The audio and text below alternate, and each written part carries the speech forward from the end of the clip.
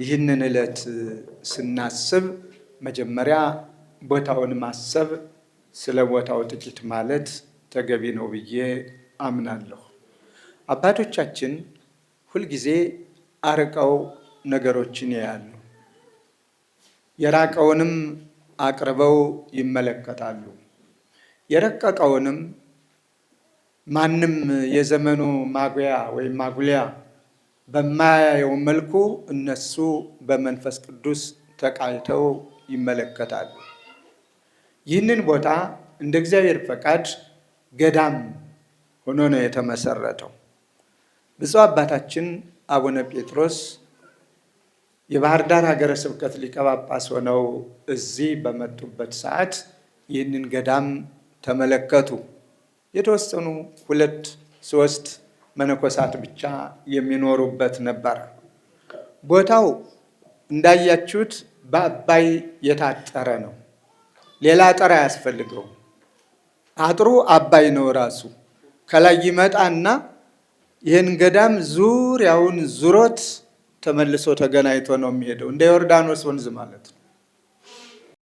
ስለዚህ ይህ ገዳም ብቻ ሳይሆን መሆን ያለበት ኮሌጅ ነው መሆን ያለበት። መንፈሳዊ ኮሌጅ ከዚህ ጋር መመስረት አለበት ብለው አሁን የምናያቸውን ያለንበትን አዳራሽ ጨምሮ የተወሰኑ ቤቶችን ሌትም ቀንም ሮጡ፣ ገነቡ። ማንን ይዘው? ከሀገረ ስብከቱ ሰራተኛ ጀምሮ እስከ አድባራት እስከ ገዳማት ድረስ እያንዳንዱ ካህን አስተዋጽኦ እንዲያደርግ በማድረግ እያንዳንዱ ካህን ከደሞዙ ከቤተ ክርስቲያን ከሁሉም ሌትም ቀንም ሀሳባቸው እዚህ ቦታ ላይ ሆነ፣ ገነቡ። በአጋጣሚ እሳቸው በተለየ ምክንያት ጥለው ሄደው እኔን ወክለውኝ ነበር ለተወሰነ ጊዜ። እኔም ስለደረስኩበት ነው፣ በዋናነት ሳልመጣ ማለት ነው። በውክልና መጥቼ አይቼዋለሁ ታሪኩን። ፈቃድ እግዚአብሔር ሆነና የኔን ውክልና ጨርሼ ብፁዕነታቸው መጡ። አሁንም ደክመው ጥረው የጎደለውን አሟልተው በጊዜው የነበሩትን የክልሉን መንግስት ክቡር አቶ ገዱ አንዳርጌን፣ ብፁዕ ቅዱስ አቡነ ማትያስ ቀዳማዊ ፓትርያርክ ርዕሰ ሊቃነ ጳጳሳት ዘኢትዮጵያን፣ እነዚህን ይዘው ብፁዓን ሊቃነ ጳጳሳት የመንግስት ባለስልጣናት በተገኙበት ይህ ኮሌጅ ተመረቀ። ይህንን አስመርቀው ብዙ አልቆዩም። 3 ቀን ብቻ ነው የቆዩት። አረፍተ ዘመን ገታቸው። ኮሌጁም ሳይፈቀድ ገና ደቀ መዛሙርቱም ሳይገቡ ህንፃው ብቻ እንደቆመ ብፁዕነታቸው ሄዱ ወደ እግዚአብሔር ወደሚናፍቁት ህመም ደዌ ወደ ሌለበት ሄዱ። በረከታቸው ይድረሰን። ከዚያ በኋላ ፈቃድ እግዚአብሔር ሆኖ ደግሞ እኔ ነኝ የተተካሁት እና ይሄ ምድረ በዳ ስለነበረ የተወሰኑ መነኮሳያትና መነኮሳት ብቻ ስለነበሩ ይሄ ለትምህርት የተመቸ ነው። አንደኛ ከከተማ ወጣ ያለ ነው። ለከተማው ቅርብ ሆኖ ከከተማ ወጣ ያለ፣ በሌላ መልኩ ደግሞ ጉርብትናው ከእውቀት ምንጭ ጋር ነው። ሌላ ምንም የሚያዋስነው ነገር የለም። በዚህም ጆሮውን ቢያዳምጥ እውቀት ነው። አይኑ የሚያየው ደቀ መዛሙርት ተማሪዎች ሲርመሰመሱ መምህራን ለማስተማር ሲሯሯጡ ነው። ዩኒቨርሲቲው እዚህው ነው፣ ከዚሁ ጋር የተያያዘ ነው።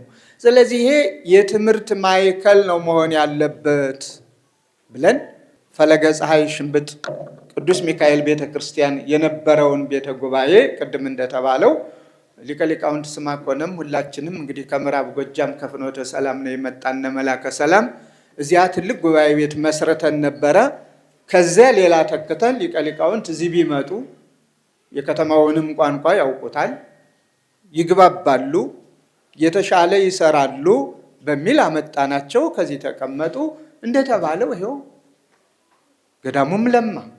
እኛም በብዙ የሚቆጠሩ ቤቶችም ሰራንበት። ሀገረ ስብከቱም ጉባኤ ቤቱም ሁላችንም በየፊናችን እያስተባበርን እየተባበርን ለምእመናን እየተናገርን እዚህ ደረጃ ደረሰ። ዛሬ በክቡር ሊቀ ሊቃውንት አማካኝነት ሲመረቁ ደቀ መዛሙርት ለስንተኛ ጊዜ ነው?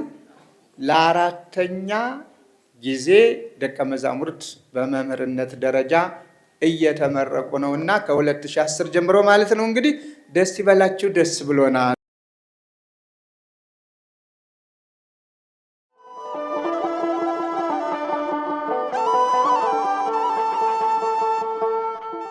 እንግዲህ ዛሬ በብፁዓን አባቶቻችን ጸሎትና ቡራኬ ለምረቃ የተዘጋጁ ደቀ መዛሙርትን ይዘን ቀርበናል። 19 ደቀ መዛሙርትን ነው ይዘን የቀረብነው። ይህ ጉባኤ ቤት በብፁዕ አባታችን አቡነ አብርሃም የባህር ዳርና የሰሜን ጎጃም ሀገረ ስብከት ሊቀ ጳጳስና ቅዱስ ሲኖዶስ አባል መልካም ፈቃድ እና በጎ ሀሳብ የተመሰረተ ጉባኤ ቤት ነው። አሁንም ጉባኤ ቤቱን በበላይ ጠባቂነት የሚመሩና አባታዊ ምክርና መመሪያ በመስጠት እንዲሁም ፈተናዎችም ችግሮችም ሲደርሱብን ሂደን የምንወድቀው እሳቸው እግር ስር ነው። እንደዚያ በማድረግ በማጽናት እስከዚህ ሰዓት ድረስ ያቆዩት ጉባኤ ቤት ነው።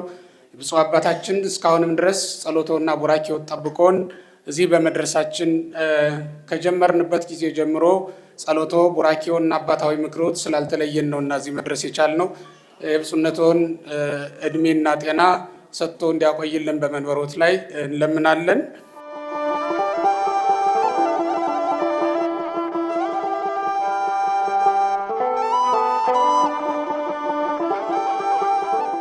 ጉባኤ ቤቱ ዛሬ የሚመረቁ 19 ደቀ መዛሙርትን ጨምሮ ከአሁኑ ጋራ በአራት ዙር 86 ቁጥር ያላቸው መምህራንን ለቤተ ክርስቲያን አስተምሮ ማበርከት ችሏል። ከእነዚህም መካከል ወንበር ዘርግቶ የሚያስተምሩና ከሀገረ ስብከት ጀምሮ በአብያተ ክርስቲያናት ልዩ ልዩ የአስተዳደርና የአገልግሎት ዘርፍ ላይ ተሰማርተው የሚያገለግሉ ሊቃውንትን ማፍራት ተችሏል። ጉባኤ ቤቱ በሌሎች አህጉረ ስብከቶች ሊሰራቸው ካሰባቸው ስራዎች አንዱን ነው እዚህ ላይ ይለጠፍ ነው። ጉባኤ ቤት ባልተስፋፋባቸው አካባቢዎችን በማጥናት በጎ አድራጊ ምዕመናንን በማፈላለግና ወንበር መዘርጋት የሚፈልጉ መምህራንን ማስቀመጥ አንዱ እቅዳችን ነው የነበረው ካለፈው ዓመት ላይ ማለት ነው። እንዲሁ ከዚህ የተነሳ በጌዴኦ ኮሬና ቡርጂ ሀገረ ስብከት መቀመጫ በሆነችው የዲላ ከተማ በሀገረ ስብከቱ ጳጳስ በብፁዕ አቡነ ገሪማ መልካም ፈቃድ አንድ ጉባኤ ቤት መክፈት ተችሏል። የመምህሩን የአንድ ዓመት ደሞዝ እና የደቀ መዛሙርቱን ድጋፍ ከሀገር ውጭ የሚኖሩ ምዕመናንን በማሳሰብ የጌዴኦ ኮሬና ቡርጂ ሀገረ ስብከት ባዘጋጀው የሂሳብ ቁጥር ከራሳቸው ከምዕመናኑ በቀጥታ ገቢ እንዲሆን ተደርጓል። ማህበራዊ ሚዲያን በመጠቀም ከተሰሩ ስራዎች መካከል በጉባኤ ቤቱ ትምህርተ ወንጌል የማዳረስ ስራ እየተሰራ ይገኛል። በዙም 2 ቀናት በሳምንት ማለት ነው የአንድምታ ትምህርት በተለያዩ ክፍለ ዓለማት ላሉ ምዕመናን እየተሰጠ ይገኛል። በቀጣይ የትምህርት አቀራረቡን ለምዕመናንና በሩቅ ሀገር ለሚገኙ ሰዎች በሚመጥን መልኩ ቅርጽ በማስያዝ በብፁዕነታቸው እውቅና ተሰጥቶት ሰፊ የትምህርት ክፍለ ጊዜ እንደሚኖረን ዝግጅት እያደረግን እንገኛለን። አባቶቻችን እንዳስተማሩን ተግባረ ዕድ ይዞ ራስን ረድቶ መኖር የሚገባ በመሆኑ ኮሚቴው በየጊዜው በሚያወጣቸው እቅዶች መሰረት ቋሚ የገቢ ምንጭ የሚሆኑ የልማት አውታሮችን መዘርጋት ተችሏል። ከነዚህም አንዳንዶችን ለመጥቀስ ያክል አንዱ የተሰራው የዶሮ ፕሮጀክት ነው።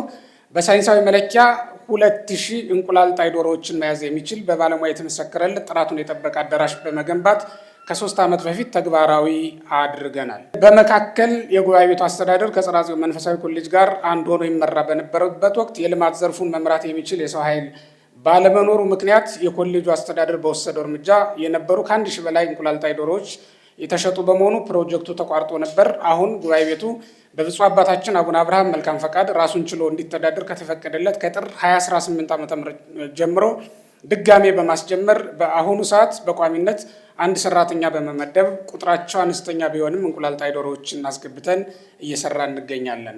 ብፁዕ አባታችን አቡነ አብርሃም የቤተ ክርስቲያናችንን ዘርፈ ብዙ ችግሮች አንድ ጊዜ በአንድ ሰው መፍታት ባይቻልም በሁሉም ስፍራ በሁሉም ሰው አንዳንድ ስራ መስራት ከተቻለ ጠቅላላውን የቤተክርስቲያናችን ችግር መፍታት ይቻላል የሚል ፍልስፍና ያላቸው ድንቅ አመራር ሰጭነትን ከዘመናዊነት ጋር የተላበሱ አባት በመሆናቸው በዚህም መሰረት ለመስዋዕት አገልግሎት የምንጠቀምበትን ዘቢብ የምንገዛው ከተለያዩ ሰዎች በመሆኑ ራሳችን ማምረት ያስፈልገናል ብለው በሰጡት አባታዊ መመሪያ መሰረት ከገዳሙ ጋር ተነጋግረን ገዳሙ በሰጠን መሬት ላይ እህተ መላክ በተባሉ አንዲት እናት ድጋፍ አድራጊነት የወይን ተከላ ስራ ተሰርቷል።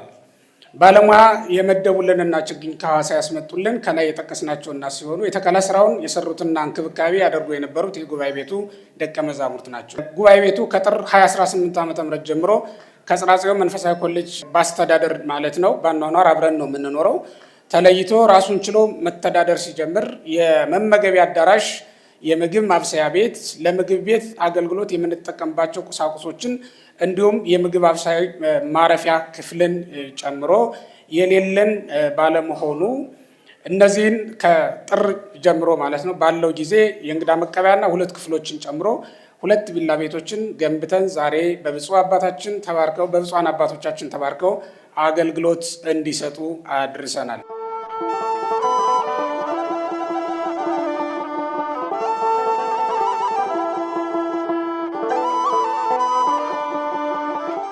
በማህበራዊ ሚዲያ ዘርፍ ቋሚ ዩቱብ አድራሻ ከዚህ በፊት ጉባኤ አቅሌሲያ በሚል ስም የነበረን ቢሆንም የተሟላ ቁሳቁስና አስፈላጊ ዝግጅቶች ያልነበሩት በመሆኑ በዚህ ዓመት አስፈላጊ የሆኑ ንብረቶችን በማሟላት ወደ ስራ ለመግባት ዝግጅታችንን እናጠናቀናል። ቴክኖሎጂን በመጠቀም በዙም የአንድምታ ትምህርትን በሳምንት 2 ቀን ማክሰኞና ረቡዕ እየተሰጠ ይገኛል።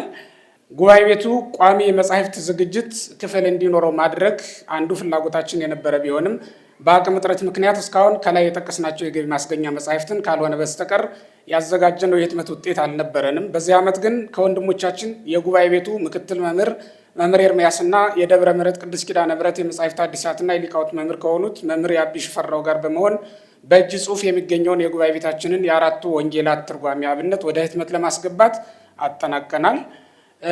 በትርጉም ስራው በአካባቢያችን ከሚገኙ ጉባኤ ቤቶች አብነት ጋር በማመሳከር ልዩነቱን በግርዬ ማስታወሻ ለማስቀመጥ ተሞክሯል። እስከ መጪው መስከረም ታትሞ ለደቀ መዛሙርትና ለመምህራን እንዲሁም ቅዱሳት መጻሕፍትን ለሚወዱ ምዕመናን በሙሉ መድረስ ይችላል ብለን እናምናለን። የ4ቱ ጉባኤያት የመጻሕፍት ምስክር ጉባኤ ቤት ህፃናት ፕሮግራም በ2013 ዓ.ም ክረምት በ80 ህፃናት የተጀመረ ነው። በ2014 ዓ.ም ክረምት በብፁዕ አቡነ አብርሃም የባህር ዳርና የሰሜን ጎጃም ሀገረ ስብከት ሊቀ ጳጳስ መልካም ፈቃድና ቡራኬ ተከፍቶ በተጠናከረ መንገድ መማር ማስተማሩን በማስቀጠል 9 ደቀ መዛሙርትን ከነዚህ መካከል ማለት ነው ለማዕረገ ዲቁና በዛው ክረምት መጨረሻ ላይ ለማብቃት ተችሏል። በአጠቃላይ ይህ የህፃናት መርሃ ግብር ከተጀመረበት ክረምት 2013 ዓ.ም እስከ ሐምሌ 27 2016 ዓ.ም ድረስ በበጋና በክረምት የቀንና በአዳር የትምህርት መርሃ ግብር በእነዚህም ዓመታት በክረምት 913 እና በበጋ 137 በድምሩ 1050 ህፃናትን ተቀብሎ አስተምሯል። ህፃናቱ ከባህር ዳር ከተማ ብቻ ሳይሆን ከአዲስ አበባ 25 ህፃናትን፣ ከሐዋሳ 1 በባህር ዳር ዙሪያ ባሉ ከተሞች 12 እና በባህር ዳር ሀገረ ስብከት ህፃናት ማሳደጊያ 10 ህፃናት ይገኙበታል። ይህንን ተግባር ወደ ሌሎች አድባራት በማስፋፋት በደብረ ጽዮን ሰላም አድርጊው 140 ህፃናትና በደብረ ሰላም በዓለ እግዚአብሔር 120 ህፃናትን ተቀብሎ ማስተማር ተችሏል። በአሁኑ ሰዓት በባህር ዳር ሀገረ ስብከት የሚገኙ ሁሉም አድባራትና ገዳማት ማለት ይቻላል የባህር ዳር ሀገረ ስብከት ከሚያከናውነው በአጸደ ህፃናት ወይም በህፃናት ማሳደጊያው ውስጥ ከሚገኘው ጋራ ሁሉም አድባራትና ገዳማት ይህንን ፕሮግራም ወስደው የራሳቸው አድርገው እየሰሩበት ይገኛል።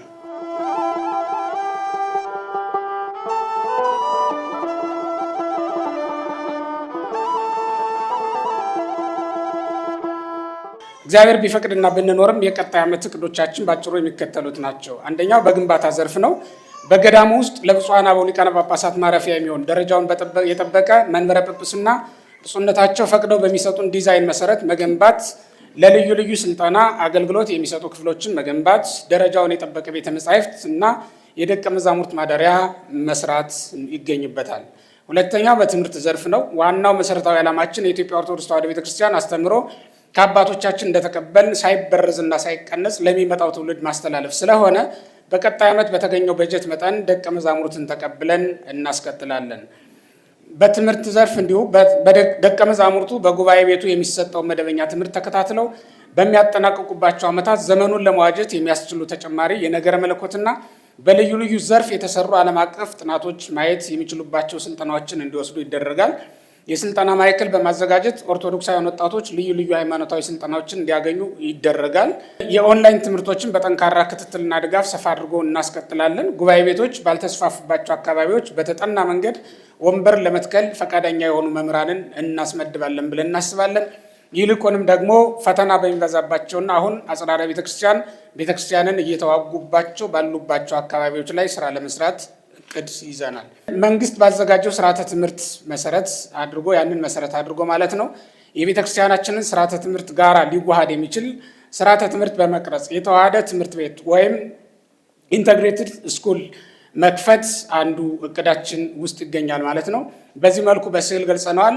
ካህናት ያሉበት ወይም ቤተክርስቲያን ያለችበት ዘመናዊ ትምህርት ቤት መፍጠር ማለት ነው። በሌላ አነጋገር ዓለምን ወደ ቤተክርስቲያን ማስገባት ለቤተክርስቲያን ፈተና ነው። ቤተክርስቲያንን ግን ወደ ዓለም ማምጣት ለዓለም ቅድስናን ይሰጣል ብለን ስለምናስብ እዚህ ላይ እንደምትመለከቱት በስዕሉ የሚያስተምሩ መምህር አሉ። እንዲሁም ዘመናዊውን ዓለም ደግሞ ለመስራት በተለያዩ ቴክኖሎጂዎችን በመጠቀም እየሰሩ ያሉ ደግሞ ደቀ መዛሙርት ወይም ተማሪዎች፣ ዘመናዊ ተማሪዎች፣ ህፃናት ይገኛሉ ማለት ነው።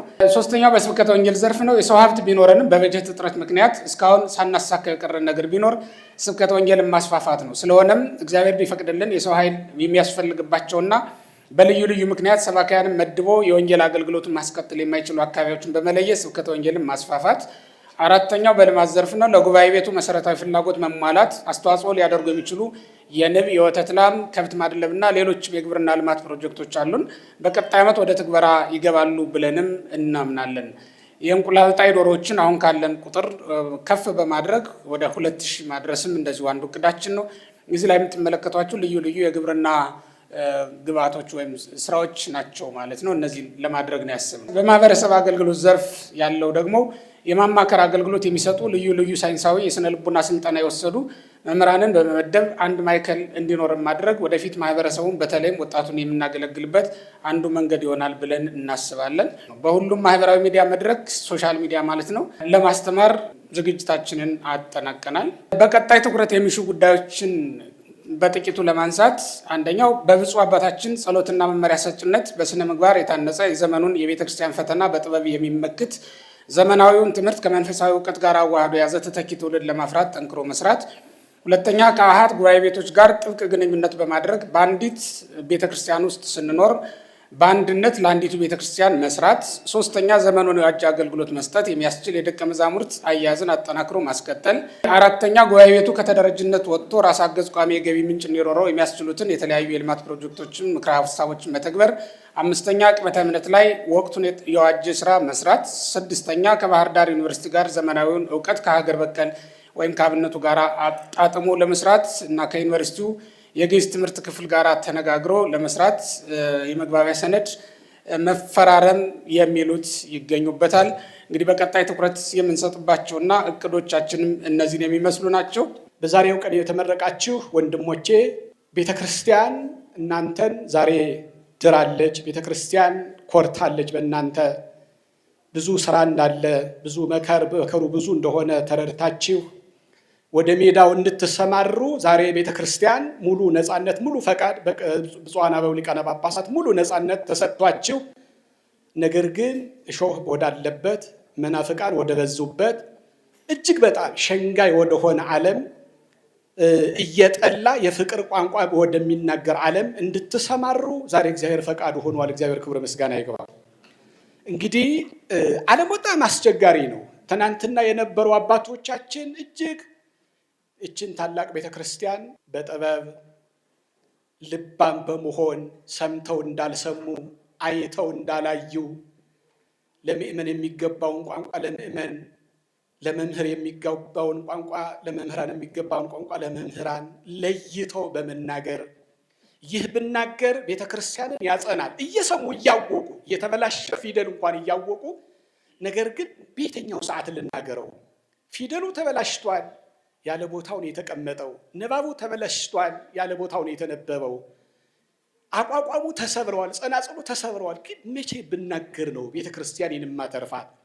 በየትኛውም ክፍለ ጊዜ፣ በየትኛው ሰዓት፣ በየትኛው ደቂቃ ብናገር እቺ ስንዷን እመቤት ከሐዋርያት የተሰራች ቤተክርስቲያን በየትኛው ደቂቃ ብናገር ብለው አባቶቻችን እጅግ በጣም በጥበብ ብልሃት ያቆዩዋትም ታላቅ ቤተ ክርስቲያን እነሆ በዛሬው ዕለት ተረከባችኋል። በመረከባችሁ ደስ ሊላችሁ ይገባል። እግዚአብሔር ክብር ምስጋና ይግባው። ነገር ግን ስትረከቡ ልክ ጌታ ሲመጣ እንዲረከባችሁ እንደ አባቶቻችን ልባም እንድትሆኑ እግዚአብሔር ይርዳችሁ። እግዚአብሔር ከእናንተ ጋር ይሁን። ጌታ ልጆቹን ሲያሰማራ በጣም የሚገርመኝ ሁልጊዜ አንድ ኃይለ ቃል አለ። መጀመሪያ የመነሻን እሱን የጠቀስኩት ጌታ ደቀ መዛሙርቱን ከጠራ በኋላ ልክ እንደናንተ ለሥራ ሲያሰማራቸው ልጆቼ አለና ፍኖተ አሕዛብ ኢትሁሩ ውስተ ሀገረ ሳምር ኢትባኡ ካለ በኋላ ኩኑ እንከ ጠቢባነ ከመ አርዌ ምድር ወየዋሃነ ከመ ርግብ፣ ወደ አሕዛብ መንገድ አትሂዱ አለ። የአሕዛብ መንገድ ነውር ጌጣቸው፣ ሐሰት ስራቸው፣ ጣዖት ማምለክን እንዲሁ ባህላቸው ነው። መለያየትን፣ ዘር ጥላቻን፣ ወንድም ጥሎ ማለፍን ስራቸው ነው አለና ውስተ ሀገረ ሳምር ኢትባኡ፣ ሰምራውያንና አይሁድ እስመ ይሃብሩ ህብረ ህርመተ፣ ጨርሶ አይገናኙም፣ ህብረትም የላቸውም። በእንዲህ መንገድ እንዳትሰማሩ አለ። እጅግ በጣም መለያየትን አፍርሱ፣ የመለያየትን ግንብ ናዱት፣ ሁሉን ነገር አድርጉ ብሎ ሁሉን ነገር ስልጣንን ከሰጠ በኋላ ልብ በሉ ሙታን እንዲያስነሱ፣ እውር እንዲፈውሱ፣ ልክ እንደኔ አይን የሌላቸውን አይን እንዲሆኑ፣ አልጫ የሆነውን ዓለም ጨው እንዲሆኑ፣ በድንቁርና በጨለማ የሚመላለሰውን ዓለም ብርሃን እንዲሆኑ፣ ጨው እንዲሆኑ ሁሉን ስልጣን ሰጥቶ ሙትን ማስነሳትን የሚያክል ትልቅ ስልጣን ሰጥቶ ግን ወደ ታች ዝቅ አደረገና ከእንስሳት ተማሩ አላቸው። ከእንስሳት ተማሩ ሲያሰማራ ነው። ልክ እናንተ ወንድሞቼ ዛሬ ቤተክርስቲያን ሸልማ ድራ ልጆች ሂዱ ብላ ልክ ስታሰማራችሁ ልክ እንደናንተ ጌታ ሐዋርያትም ልባሞች ሁኑ አላቸው። ልክ ግን አለ ልብ በሉ እንግዲህ እንደ እባብ ነው ያላቸው። ከእንስሳ እንዲማሩ በአርአያው በአምሳሉ የፈጠረውን የሰው ልጅ ከእንስሳ ተምሮ ልባም እንዲሆን አስተዋይ እንዲሆን ስትራመዱ አላቸው ጌታ። ዓለሙ አስቸጋሪ ነው። እንደ ተኩላ በተክሎች በጎች በተኩላ መካከል የሚልካቸው ጠላት አለ። ነገር ግን አለ በተኩላ መካከል ስትሄዱ ልባምነትን ካልጨመራችሁበት፣ ማስተዋል ካልታከለበት፣ ይልቁንም ደግሞ የዋህነትን ካላከላችሁበት ልባም እንዲሁ ልብ ብቻ ከሆነ ብልጣብልጥ ነው የሚባለው። በቃ እንደው አዋቂ ብቻ ከሆነ ብልጣብልጥ ነው የሚሆነው። ጌታ ግን ብልጣብልጦች ሁኑ ሳይሆን ጅላጅሎችም ሁኑ። ዝም ብሎ የዋህነት ብቻ ከሆነ ጅላጅል ሁኑ ማለት ነው። ነገር ግን አዋቂዎችም ሁኑ፣ ነገርም ደግሞ የዋህነትን ጨምሩበት አስተባብራችሁ። የዋህነት ከሌለበት እውቀት ብልጣብልጥነት ይሆናል። የዋህነት ደግሞ እውቀት ከሌለው ደግሞ ጅላጅል ይሆናል። እና እናንተ ግን አለና ልባሞችም አስተዋዮቹም የዋሆቹም ሁኑ ብሏቸዋልና ከዛሬ ጀምሮ ወንድሞቼ ይህንን ለሐዋርያት የተሰጠውን ጸጋና በረከት ተሰጥቷችሁ በብፁዕ አባታችሁ ባስተማሯችሁ ለ6 ዓመታት ያክል በጀት ቆርጠው ሰፍረው ምእመናን የባህር ዳር ምእመናን ኢትዮጵያ ኦርቶዶክስ ተዋሕዶ ቤተክርስቲያን ያንን ሁሉ አድርጋ በሊቀ ጳጳሱ አማካኝነት ሰጥታ ልጆች ብላ አስተምራችኋለች። ከነገ ጀምሮ ግን እናንተ ቀለብ ልትሰፍሩ ነው እንጂ ሊሰፈርላችሁ አይደለም የምትሰማሩት። እስከ ዛሬ ድረስ ምናልባት እንደው በጀታችን አጠረ ገንዘባችን የለም እያላችሁ ስታሙን የነበረው ከዛሬ እጅ ግን ወደሚታማበት አደባባይ ወደሚታማበት ሜዳ እናንተ አሰማርታችኋለች ቤተክርስቲያን። እና ይህንን አደራ ጀርባችሁ እስኪገረፍ ድረስ እትራቱ እስኪታይ ድረስ ቤተክርስቲያን አሰማርታችኋለች። እና ይህንን ስምሪት ይዛችሁ ነው የምትሄዱት። ጫማ የለውም፣ ወርቅ የለውም። ከዛሬ ጀምሮ ቦርሳ አትይዙም፣ ደሞዝ ላታገኙ ትችላላችሁ። ልክ ግን ሐዋርያት አባቶቻችሁ እንደውም እናንተ 20 ናችሁ። ሐዋርያት ግን ሲሰማሩ ግን 12 ሆነው ነው ዓለምን የቀየሩት። አጨው ሆነው እንደ ሻማ ቀልጠው እንደ ጨው እየሟሙ ቤተክርስቲያኒቷን ስንዷን እመቤት ቤተክርስቲያንን ያቆዩዋት። እችን የመሰለች ሀገርን የፈጠረች ቤተክርስቲያን ያቆዩዋት አባቶቻችን ሐዋርያት 12 ሆነው ነው። እናንተ ግን ከነሱ በ8 ሰው ትበልጣላችሁ። ኢትዮጵያ ሀገራችሁን አደራችሁን ብሔር ሳትለዩ አካባቢ ሳትለዩ ሁሉም ኢትዮጵያዊ ጨው ሆናችሁ ማሙታችሁ ጨው ሆናችሁ እንድታጣፍጡት ብርሃን ሆናችሁ እንድታበሩት። ልክ ልብ በሉ፣ ሁለት ምክንያቶች ይጠብቋቸዋል። አይነ ሥጋ የሌላቸውን እንጀራ አጥተው እንዳይንገላቱ አስተምራችሁ ለእንጀራ እንድታበቋቸውም በነፍስም በሥጋቸውም እንድትጠቅሟቸው። አይን እያላቸው ነገር ግን ልባቸው የማያይ ጆሮአቸው እያለ የማይሰማ ልዩ ልዩ ዓለም ያደነቆራቸውን ማየት የነሳቸውን ምእመናን ይጠብቋችኋል። አይን እንድትሆኑ ጆሮ እንድትሆኑ ምእመናን የሚገረፉትን ግርፋት የእናንተ ጀርባ እንዲሸከመው ቤተ ክርስቲያን እነሆ ዛሬ መርቃ ልጆቼ መንገዳችሁ የሐዋርያት ይሁን በላለች። ክብር ምስጋና ለመድኃኔዓለም ይሁን። እንደ ባህር ዳር ሀገረ ስብከት በጣም እድለኞች ነን። በተሰጠን እድል አለማመስገን ንፉግነት ነው። የሆነልንን ጠቅሶም አለመናገር እንደው የታሉ ነው የተባሉ እነዚያ ሰዎች ለሊቃውንቱ ምን አመሰጥረዋለሁ? የታሉ? ከ10 የጠፉት ስንቶቹ ነበሩ? 9። አንዱ ብቻ ምስጋና ሲያቀርብ እነዚህ የት ሄዱ ነው የተባሉት። እና የት ሄዱ ያሰኘናል። ምን ሆኑ? ምን በላቸው? ምን አፋቸውን ዘጋው ያሰኛል። እንደ ባህር ዳር የትናንትናውን የክቡር ርዕሰ ሊቃውንቱን ታላቅ ሰንፔር ሆስፒታል የተባለውን ብቻ ማየት በቂያችን ነው። እንደ ባህር ዳር የክልሉ መንግስት ቅድስት ቤተ ክርስቲያን አጥንታ በምታቀርበው በትክክል ልትሰራው የሚገባትንና በመብቷ ላይ ሳይደራደር ማንኛውንም ነገር እስካሁን እያደረገልን ነው። ስለሚያደርግልን ሁሉ ደግሞ እግዚአብሔር ይመስገን እናመሰግናለን ነው። አንዳንድ ጊዜ አባይን ያላየ የሚባል አነጋገር አለ። በምንድን ነው የሚለወየው? ምንጭ ብርቁ ነው። እኛም ደግሞ እዚህ በአባይ አይን ሁሉን ነገር ስለምናየው ብርቅ ድንቅ ላይሆንብን ይችላል። በዚሁ በሀገራችን በተለያዩ ክልሎች ጎራ ብንል መሬት እንኳ በአቅማችን በገንዘባችን ገዝተን መስራት የማንችልበት አካባቢ እንዳለ ልንረዳ ይገባናል። በገንዘባችን ገዝተን፣ ይሄ እውነት ነው። አንዱን ከፍ አንዱን ዝቅ ለማድረግ አይደለም፣ አንዱን ለማመስገን ሌላውንም ለመንቀፍ አይደለም። ከዚህ እንዲማሩ ይልቁንም መልእክት ለማስተላለፍ ነው።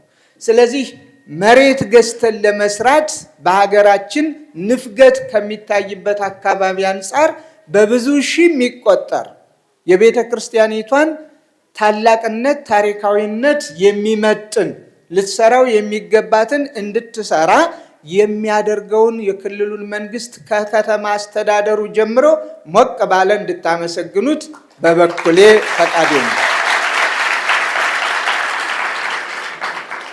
ምስጋናን እንደ ፖለቲካ የሚቆጥሩት ስላሉ እሱን ለነሱ ተወዋለሁ። የኔ እምነት በተደጋጋሚ የምታውቁት ነው። ሰው ሲሰራ አመሰግነዋለሁ፣ እግዚአብሔር ይስጥልኝ ይላለሁ። ደግሞም እንዲያ ሲል ተሳስተሃል፣ ልክ አይደለህም ብዬ እጋፈጣለሁ። ያስተማሩኝም አባቶቼ ይህንኑ ስለሆነ ጭፍን ጥላቻ ሊኖረኝ አልፈልግም። ጭፍን አስተሳሰብም ማንም እንዲኖረው አልሻም። ሳጠፋ የሚገስጸኝ፣ ሳለማ በርታ ይዞህ የሚለኝ እኔ እንደምፈልግ ሁሉ ሌላውም ይፈልጋል ብዬ አምናለሁ። ሌላው ሁልጊዜም በአጸደ ነፍስ ሆነው ይህንን ያሉ ብለን የምናምነው ብፁዕ አቡነ ጴጥሮስ ሐሳባቸው ተሳክቶ እነሆ በዚህ የትርጓሜ ሊቃውንት ሲያመሰጥሩ መስማት፣ በዚህ ዘመኑን የዳሰሱ ዘመኑን የዋጁ በቴዎሎጂ ዘርፍ ሲማሩና ሲያስተምሩ ማየት እጅግ የሚያኮራ። ሁለቱ ደግሞ ቢገናኙ እንደ ንቧ ዕውቀትን ይቀሳሰማሉ። በአንድ ላይ የሰለጠኑ፣ በአንድ ላይ የተባበሩ፣ በአንድ ላይ ለመስራት ነገም ህብረት ፈጥረው ለቅድስት ቤተ ክርስቲያን አይን ይሆናሉ ብለን በማሰብ ያደረግነው ነውና ይህንን እግዚአብሔር ስለፈቀደ ብፁዕነታቸውም ጸሎታቸው ሰምሮ ያቀዱት እቅድ ተሳክቶ ዛሬም ባጸደ ነፍስ ሆነው ከኛ ጋራ ባጸደ ስጋ ካለነው ጋራ ህብረት አላቸው ብለን እናምናለንና በረከታቸው ይድረሰን። እንኳን ሐሳባቸውን እግዚአብሔር አሳካልን ብለን እግዚአብሔር እናመሰግነዋለን። እግዚአብሔርን አመስግኑ። ኮሚቴዎች አሉ፣ እህቶች፣ ወንድሞች ያለ ድካም የሚሰሩ ከሊቀ ሊቃውንቱ ጋር ከሀገረ ስብከቱ ጋር። ሀገረ ስብከቱ ቅድም እንደተባለው ተጠሪ ያለው እዚህ ጋር ስለዚህ በዚያ መሰረት መንገድ ሳይኖረው መንገድ በመስራት፣ መብራት ሳይኖረው መብራት በማስገባት፣ ውሃ ሳይኖረው ውሃ በማምጣት፣ አባይ ላይ ቁጭ ብለው ውሃ ጠማኝ ማለትም ስለነበረ እንደ ድሮው ዝም ብሎ ያገኙትን ውሃ መጠጣት ቀርቷል አይደል? አሁን ይህንንም በማስገባት ጠንካራ ኮሚቴዎች ሰፊ ራዕይና ዓላማ እቅድ ያላቸው ስላሉን እነሱንም አመስግኑልን፣ እግዚአብሔር ይስጣችሁ በላል። ወደፊትም ሳይሰለቹ የበለጠ እንዲሰሩ እግዚአብሔር ይርዳን። ሌላው ትንሽ ማለት የምፈልገው ደቀ መዛሙርቱ ላይ ነው። ከዚህ በኋላ መምህራን፣ እስካሁን ደቀ መዛሙርት።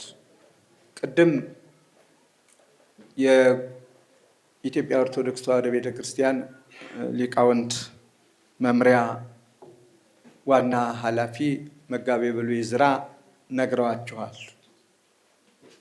ስታመሰጥሩት የኖራችሁትን ጥቅስ በመጥቀስ እንድትጠቀሙበት የሚገጥማችሁንም አሳይተዋችኋል። ያ እንዳለ ሆኖ ከእናንተ ትጋት፣ ንቃት ይጠይቃል። እኔ አንድ ነገር እላለሁ፣ በማያስፈልግ መልኩ አታዘምኑት መንፈሳዊውን እውቀት። በማያስፈልግ መልኩ፣ በሚያስፈልግ አገናኙት፣ በሚያስፈልገው አዛምዱት። እንዴት እናቅርበው? መልካም ነው። ዛሬ ግን መምህራኑ የየራሳቸውን ፈጠራና ድርሰት እየጨመሩ የአባቶቻችን ትርጓሜ እጅግሩን እያጣ ስለሆነ ነገ መልኩን ቀይሮ ማንን እንጠይቅ የሚባልበት ዘመን ላይ እንዳንደርስ ተጠንቅቃችሁ እንድትይዙት አደራ እላለሁ።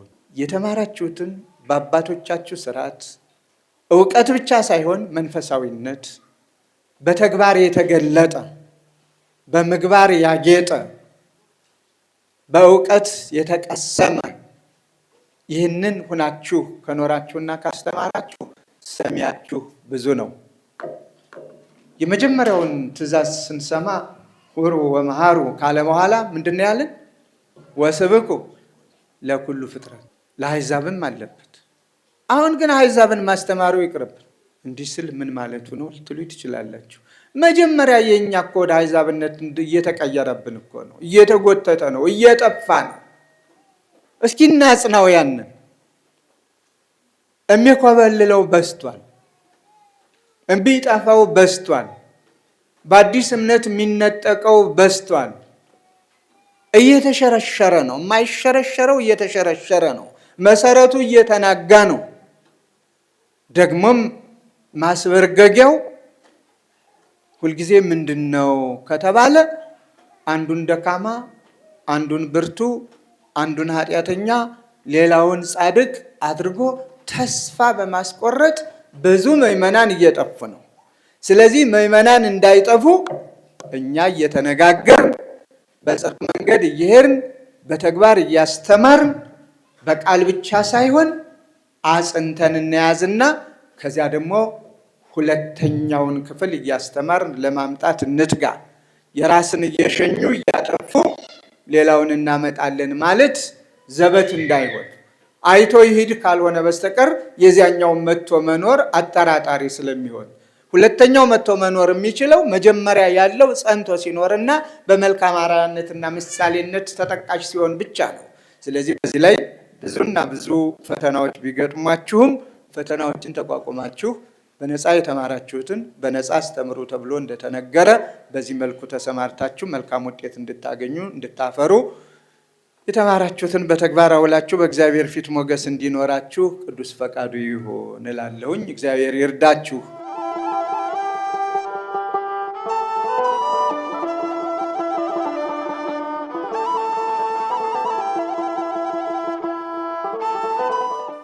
በወንጌላችን ትንሿ እሳት ጫካ ታቃጥላለች ይላል። እነዚህ ሊቃውንት እድል ሰጥቷቸው ያልነበረ ታውቃላችሁ። ይህ አይነት የተጀመረ በቅርቡ ጊዜ ነው። ሊቃውንት ሲመረቁ በአንድ ላይ ተሰብስበው ተመርቀው የማያውቁ በእድሜ እኔ በደረስኩበት ባለኝ እድሜ ሲፈልጉ 30-40 ዓመት ከአንድ ትምህርት ቤት ዝም ብለው ቁጭ ብለው ይኖራሉ። ይህንን የሚዘነጋ ሰው የለም። ሊቃውንቱ ያውቃሉ። አሁን ግን ትልቅ እድል ነው።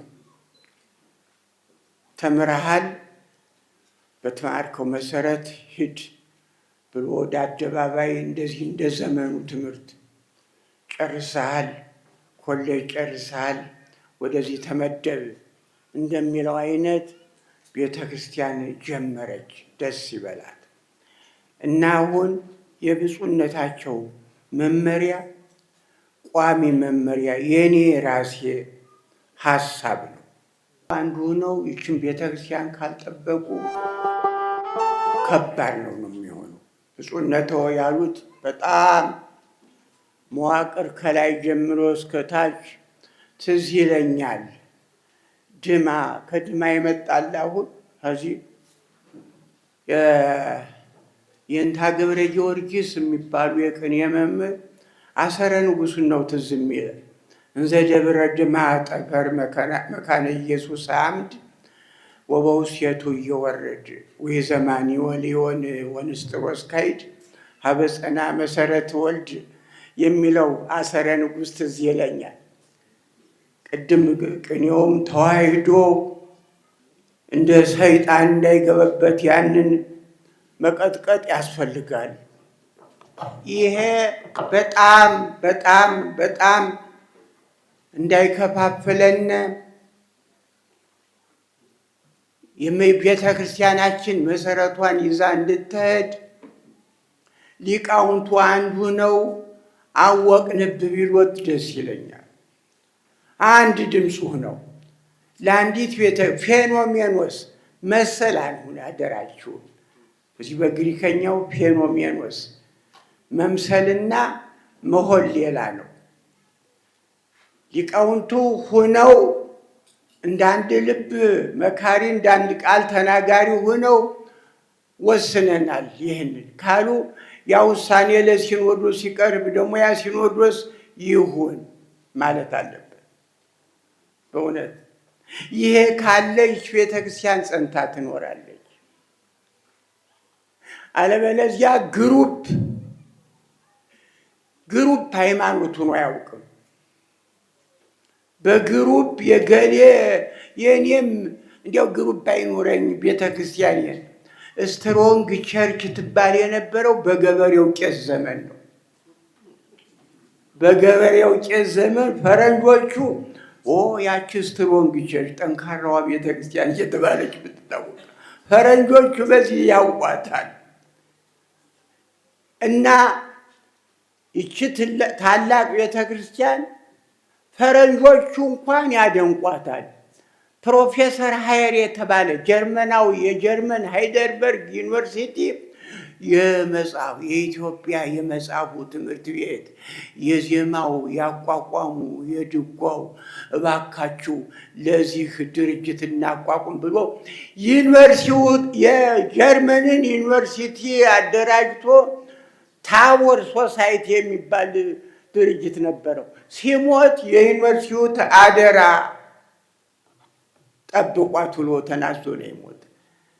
እሱ የሚጨነቅላትን እኛ ካልተጨነቅናል ያ ፈረንጁ የተጨነቃላትን ቤተ ክርስቲያን እነዚህ እናንተ የተመረቃችሁት ሊቃውንት እኔ የብፁዕ አባታችንን ምክር በሚገባ ገብቶኝ ተረድቶኝ የገባኝ ስለ ችግሬ ስለማውቀው እሱን ነው እኔ አጽንቼ የምወደው።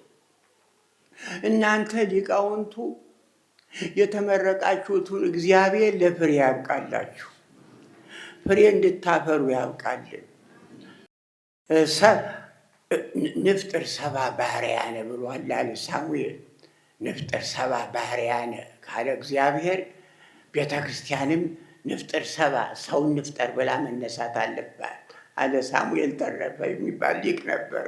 የቅኔ መምህር ነው፣ የመጽሐፍ መምህር ነው። ከሞጣ ሲያስተምር ቆይቶ ነው ወደ አዲስ አበባ ሄዶ ጉባኤውን ብፁዕ ቅዱስ አቡነ ቴዎፍሎስ በጣም ነበር የሚወዱት። በጣም ሳሙኤል የሞተ ጊዜ መላ ኢትዮጵያ ልቅሶ ነበረ እና ሰውን እንፍጠር እግዚአብሔር ንፍጠር ሰባ ባሪያን ካለ እግዚአብሔር ለምን ቤተ ክርስቲያን ንፍጠር በላ ሰው አትፈጥርም ለምን አትነሳም? እና የብፁዕ አባታችን ሮሮ ምክር በእያንዳንዳችሁ ልቦና እንዲሰርጽ አደራ ብለዋችኋል። እኔም ይህንን አደራ ብቻ ነው የማስተላልፈው። ለምን ብዙ ቤተ ክርስቲያን እንዲያው የማይታወቅ በሰማይ ሆኖ የለም ኑሪ ብሎ ቢጠብቃት ናት። እኔ እንደ ጳጳስ ነኝ እንዲሁ እንደ ጠባቂም አይመስለኝም አለ ራሱ እየጠበቃት ነው። የዚያ ምንም ጥቅም ምንም ዝና የሌለው ገበሬው ቄስ ይጠብቃት የኖረ ስለሆነ በዚያን ዘመን ነው ጠንካራዋ ቤተክርስቲያን የሚለውን ፈረንጆቹ ነው የሰጧት፣ እኛ አይደለንም። አሁን የተዋሕዶ ልጆች ናችሁ። ገበሬው ቄስ ነጠላ ጫማ፣ ገበሬው ቄስ ያቋቋመህ ክርስቲያን ነህ። ያንኑ ጠብቅ፣ ንቁምበት በህላዌ ነው። በዚያው ንቁም ብለህ ንገረውን ያሉ ብፁዕ አባታችን ቅድም እና ተራቀቅነ እየተራቀቅነ ብፁዕ አባታችን ቅድመ መራቀቁ ገደል ከቷል። አሁን በጣም እኔ እንጃ እየቆያችሁ ትሰሙት ይሆናል። ስበሳችን ተካሰን ከቀረብን ከባድ ነው። ጳጳስና ጳጳስ ከተካሰሰ አደገኛ ነው። ይሄንን ግን ሊቃውንቱ ነው መጀመሪያ አብስሎ ይህንን ነው ይሄ ነው መመሪያችን ብላችሁ ለሲኖዶሱ ከቀረበ ሲኖዶሱ ደግሞ ግዴታው ነው የሊቃውንቱ ውሳኔ ነው ይማላል። ግን ሊቃውንቱ አደራችሁን አንዱ ለቤተ ክርስቲያን ስሩ እንዴ መከራ ነው ያለ እና ቅድም ሾህ ሊቃውንት ዝራ በሾህ ላይ ነው ጉዟችሁና ይዘሩ ባኑ ወባሴት ያረሩ ያ ገበሬ እያለቀሰ ይዘራል፣ እየተደሰተ ግን ያጭዳል። እያለቀሳችሁ እያዘናችሁ የዘራችሁትን እየተደሰታችሁ ለማጨድ ያብቃችሁ። የምስጋና ጌታ ከዚህ ቆየኝ፣ ቤተክርስቲያናችንን ይጠብቅልን።